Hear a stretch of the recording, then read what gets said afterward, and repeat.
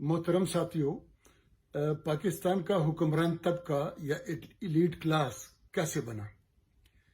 इसके बनने के दो मराहल हैं। एक पाकिस्तान बनने से पहले अंग्रेज के दौर में, दूसरा पाकिस्तान बनने के बाद खसूसन मार्शलाओं में। 1857 की जंग आज़ादी के बाद ईस्ट इंडिया कंपनी बाकायदा ब्रिटिश इंडिया बनी और इन्होंने बहुत इस्लाहात की। इन्होंने मकामी इंडियन में से कुछ लोगों को नापसंद किया आर्मी के लिए, कुछ को पसंद किया और ये फैसला किया कि हम यहाँ के लोगों का खलूस देखेंगे कि ये हमारे कितने वफादार हैं और इनकी वफादारी हम आर्मी में देखेंगे कि ये हमारे लिए कितना लड़ते हैं, तो उसके मुताबिक हम मुराद देंगे। इस सिलसिले में पूरा पंजाब और खसूसन झेलम चकवाल और हमारे करक मर्दान के कुछ इलाके फौजी भर्ती के लिए पसंद किए। बाकी इलाकों में पीरों और मखदूमों के जरिए अपनी हुक्मरानी कायम रखी। इन खिदमात के सिलसिले में और इनके सिले में इन फौजियों या इन पीरों, मुरीदों और मजहबी लोगों को, मखदूमों को मुराद दी गई। इसके बदले में वज़ाइफ मिले, सर नवाब के खिताब मिले, जागीरें मिली। ये सारे इनामात देने का जो वजह थी वो ये थी कि अंग्रेज के अस्तबल दोने से लेकर अंग्रेज के लिए जान देने तक ये कितनी कुर्बानियां देते हैं और मकामी कितने लोग रिक्रूट करते हैं। इसमें फिर खसूसन सल्तनत उस्मानिया के खिलाफ, अफगानिस्तान के खिलाफ दूसरी और तीसरी जंग में, पहली में नहीं, इन लोगों की खिदमत, इन मुसलमानों की खिदमत अंग्रेजों ने जांची और 1909 में फैसला किया कि अब हमें अंग्रेज फौजी रखने की जरूरत नहीं है, ये लोग हमें बहुत सस्ते पड़ते हैं। इस दौरान इन्होंने खसूसन पंजाब में ज़री इस्लाहात की और इन वफादार, अंग्रेज के वफादार लोगों को जागीरें दी, जिनकी वजह से ये टवाना, दौलताना और ममदोट खानदान और जागीरें बनी। पंजाब में खसूसी तौर पर तालीम, फौज में रिक्रूटमेंट और सियासत ऐसे करने के जो अंग्रेज के फायदे के मुताबिक हो, इसके लिए यूनियनिस्ट कल्चर बनाया और उसके मुताबिक ये सारा काम हुआ। फिर एक दौर ऐसा आया कि हिंदुस्तान में, बाकी हिंदुस्तान में 400 प्लस आबादी पर एक फौजी था और पंजाब में 28 अफराद पर एक ब्रिटिश इंडियन आर्मी सोल्जर था। ब्रिटिश इंडियन आर्मी में पंजाब रेजिमेंट की तादाद भी ज्यादा थी और उसकी खसूसियत भी ज्यादा थी और अंग्रेज उस पर मेहरबान भी था। इस तरह यानी मज़ारों के वरसा, मखदूम, पीर एक अंदाज से खिदमत करते थे, ये जागीरदार, ये फौजी और फिर ये यूनियनिस्ट सियासी दूसरी अंदाज से अंग्रेज की खिदमत करते थे। तो जब पाकिस्तान बना तो ये पंजाब रेजिमेंट पाकिस्तान की फौज बनी। जियाउल हक और जनरल अख्तर अब्दुर्रहमान उस ब्रिटिश इंडियन पंजाब रेजिमेंट का आखिरी बैच था जिसने बाद में हम पे हुक्मरानी की। पाकिस्तान बनने के बाद पहले मार्शल लॉ में جو گرین ریولوشن کے نعرے لگائے گئے وہ ہم سے 1,02,079 کیوسک پانی پنجاب کی طرف موڑ کر نہریں بنائی گئیں، مزید زرعی صوبہ بنایا گیا، لیکن یہاں مزید پھر جاگیردار بنائے گئے۔ وہ فارمولہ جو انگریز کا تھا وہ انہوں نے اور بھی شدت کے ساتھ جاری کیا۔ یہاں غریب کے لیے اپنی زمین بیچنے کے علاوہ کوئی آپشن نہ تھا، اور مالدار کے لیے زمینیں خریدنے میں سرکاری قرضوں میں رعایت، قرضوں کی معافی اور مزید جاگیریں بنانے کا نظام بنایا گیا۔ اس طرح جاگیردار بڑھتے گئے اور غریب مزید غریب ہوتا گیا۔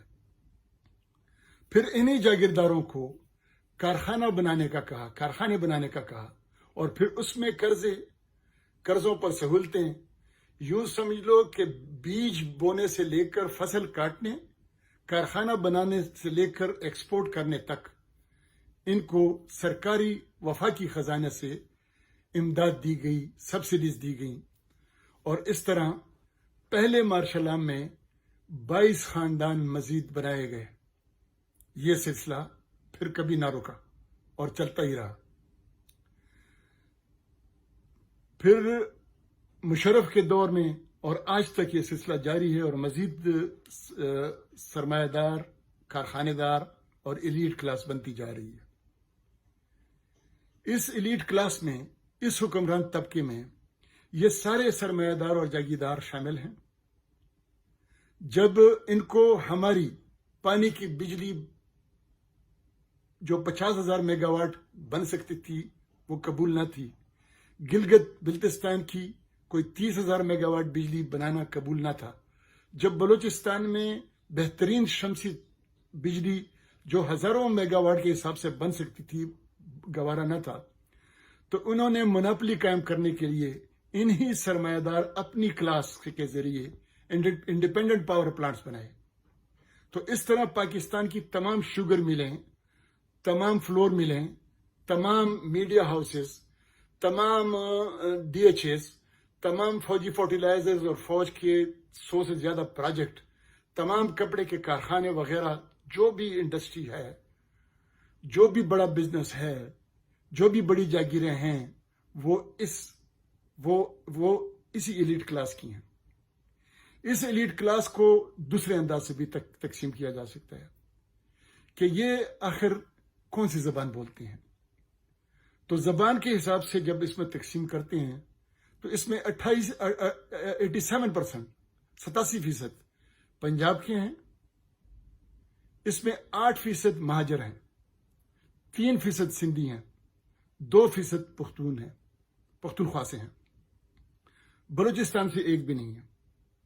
پختون قوم پرستوں میں سے، سندھی قوم پرستوں میں سے، بلوچ قوم پرستوں میں سے ایک بھی شخص اس کلاس میں شامل نہیں ہے۔ اس کو جو انگریز کا فارمولہ تھا، اس کو مزید منظم کرنے کے لیے تمام جرنیل، فوج کے تمام جرنیل اس کلاس کے نہ صرف ممبر ہیں، بلکہ اس پورے کلاس کو ان جرنیلوں کے ذریعے ریگولیٹ کیا جاتا ہے۔ اس کلاس میں سپریم کورٹ کے ججز کی 70% تعداد شامل ہے، اور ان کی ڈیوٹی یہ ہے کہ وہ اس کلاس کے بڑے ماسٹر یا لیڈر جرنیل کی خواہشات کو پورا کرنے کے لیے توثیق دے، راستے بنائے، قانونی راستے دے۔ تو دوستو، آپ نے سنا کہ یہ بہت بحث ہوئی کہ عمران خان کے دور میں آخری 2 مہینے میں پیٹرول پر 200 ارب مہینے کی جو سبسڈی دی، اس کی وجہ سے ساری مہنگائی آئی۔ یہ بالکل غلط ہے۔ اس کلاس کو، اس ایلیٹ کلاس حکمران طبقے کو سالانہ $17.4 بلین سبسڈیز دی جاتی ہیں۔ اس میں صرف IPPs کو 3,000 ارب سالانہ کے حساب سے سرکولر ڈیٹ کے ادا کیے جاتے ہیں۔ باقی جو سبسڈیز دی جاتی ہیں اس کا حساب آپ اس سے اندازہ کریں کہ فوجی فرٹیلائزر کو جو گیس ملتی ہے وہ آپ کے گھر میں استعمال ہونے والی گیس کی نسبت 13 گنا کم ملتی ہے. یعنی اگر آپ کو 13 روپے میں 1 یونٹ پڑتا ہے تو اس کو 1 روپے میں پڑتا ہے. اگر صرف فوجی فرٹیلائزر کو دی گئی مراعات عوام کو دی جاتی تو یہ مہنگائی اتنی نہ ہوتی. اب جس ملک کے بجٹ میں $25 بلین آئندہ 5 سالوں کے لیے قرضوں میں جائیں گے، $17.4 بلین یہ طبقہ کھائے گا، سبسڈیز کی شکل میں کھائے گا.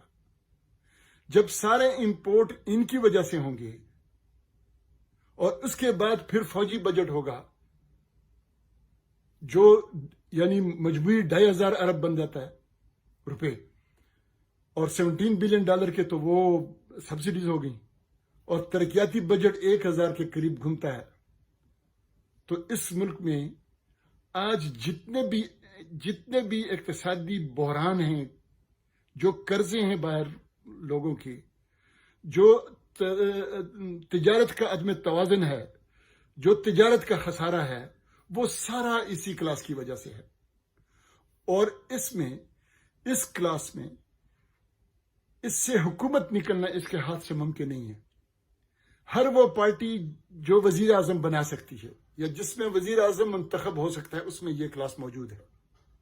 اس لیے کوئی بھی پارٹی آئے، یہ پالیسیاں نہیں بدلیں گی، اس کلاس کے لیے پالیسیاں نہیں بدلیں گی. کبھی آپ نے ضرور دیکھا ہوگا کہ جب بھی جاگیردار طبقے پر ٹیکس لگانے کی باری ہوتی ہے، پوری اسمبلی واک آؤٹ کر جاتی ہے. کیوں؟ یہ ایک ہی طبقہ ہے.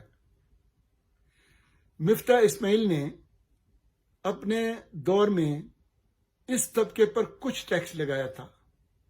مریم نواز نے ایک جلسے میں اعلان کیا کہ یہ بالکل غلط راستہ ہے، اس کو واپس دو، اور فوراً اس بیچارے کو واپس دینا پڑا. اب یہ جو آسٹیریٹی میئر کر رہے ہیں شہباز شریف، اتنی تنخواہیں نہیں لیں گے، وہ نہیں کریں گے، ہم یہ نہیں کریں گے، اس سے کہیں آپ کتنی بجٹ کریں، یہ صرف کاسمیٹکس ہیں. یہ وہی ضیاء الحق والی سائیکل ہے کہ جنرل ضیاء الحق نے کہا میں سائیکل پہ جا رہا ہوں، میں بچت کر رہا ہوں، چھوٹی گاڑی لیں گے. عمران خان نے کہا یہ گاڑیاں بیچیں گے وزیر اعظم ہاؤس کی. یہ کہتے ہیں بس یہ کچھ بھی نہیں ہے. یہ حکمران طبقے کی یہ مراعات ختم کرنے، $17.4 بلین سالانہ کی مراعات ختم کر دیں، جو ابھی UNDP نے باقاعدہ ٹیسٹیفائی کیا ہے، کنفرم کیا ہے، تو یہ مسئلے حل ہو سکتے تھے، لیکن یہ کبھی ختم نہیں ہوں گے. اس لیے ان کی لڑائی کبھی بھی غریب کے لیے نہیں ہے. ان کی لڑائی کبھی بھی پشتون، بلوچ اور سندھی یا عام غریب پنجابی یا سرائکی کے لیے نہیں ہے. یہ اپر کلاس کی آپس میں لڑائیاں ہیں، جس میں یہ کبھی نہیں کہا گیا کہ میں غریب کو مراعات دے دوں گا، میں مہنگائی ختم کر دوں گا، میں اس ایلیٹ کلاس حکمران طبقے کی مراعات ختم کر دوں گا، یا ان کی وجہ سے جو امپورٹ ہو رہی ہیں وہ ختم کر دوں گا یا کم کر دوں گا، یا ان کی عیاشیاں ختم کر دوں گا، یا ان کے کتوں کے لیے، بلی کے لیے آنے والی باہر دنیا سے جو خوراک ہے وہ بند کر دوں گا، یا لگژری گاڑیاں ختم کر دوں گا. باجوہ کے دور میں تو بلٹ پروف وداؤٹ ٹیکس گاڑیوں کی اپروول دے دی گئی تھی. اب بھی موجودہ نگران حکومت پنجاب میں 45,000 ایکڑ زمین فوج نے لینے کی کوشش کی. وہ لیں گی اور کوئی بھی ان کو نہیں روکے گا. ان کو منال ریسٹورنٹ پسند آیا تو وہ بھی ان کا، ان کو سواد پسند آیا تو یہ ان کا، ان کو کوئلے کی کان پسند آیا تو سارے پیسے ان کے، ان کو وزیرستان کا کاپر اینڈ گولڈ جو ذخیرہ ہے پسند آ جائے تو ساری فوج وہاں. اور سارے سیاستدان، ساری پارٹیاں، سارے سیاستدان نہیں، ساری اقتدار پرست پارٹیاں، وزیر اعظم بنانے والی پارٹیاں، یہ کبھی بھی اس طبقے کی مخالفت اس لیے نہیں کریں گی کہ نمبر 1 وہ خود اسی میں سے ہیں، اور نمبر 2 ان سب پارٹیوں میں اکثریت اس طبقے کی ہے. HSN کالج کو بھی مت بھولیں. HECM کالج کا ہر گریجویٹ اس طبقے کا ممبر ہوتا ہے. شکریہ.